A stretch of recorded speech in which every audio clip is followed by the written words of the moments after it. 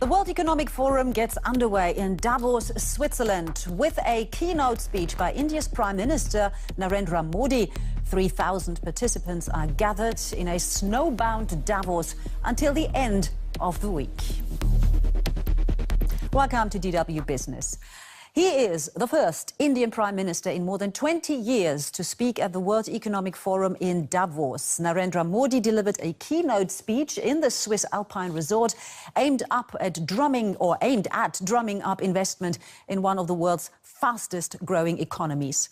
Modi highlighted the six-fold growth of his country's GDP since the last time an Indian Prime Minister attended the forum in 1997.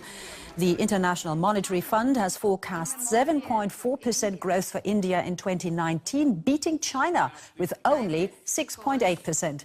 Modi's speech also focused heavily on how technologically driven developments like big data pave new roads to prosperity, but also reinforce economic divides.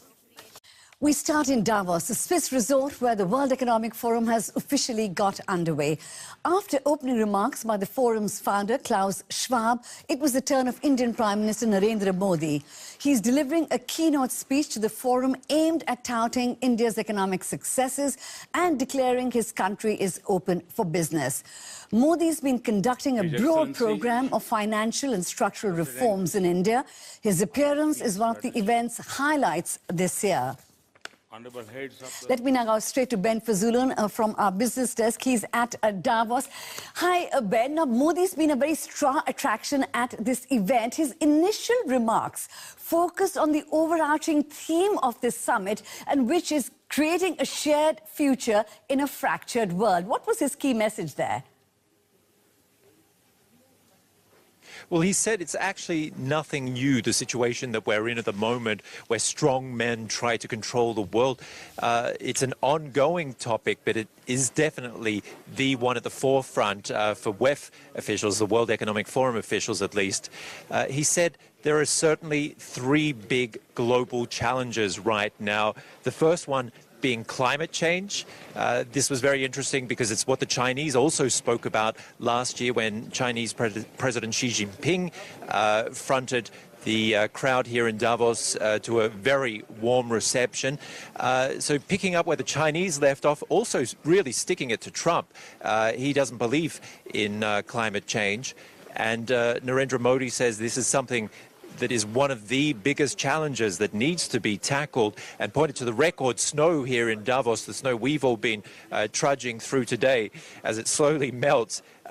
Two of the other big challenges he mentioned were terrorism and anti-globalists, hinting there that Trump is another problem for the world.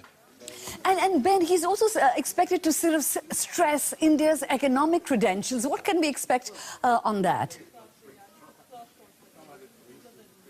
Well, he said not just India has come a long way over the past couple of decades, but the last time India was represented here at Davos, there was no Harry Potter.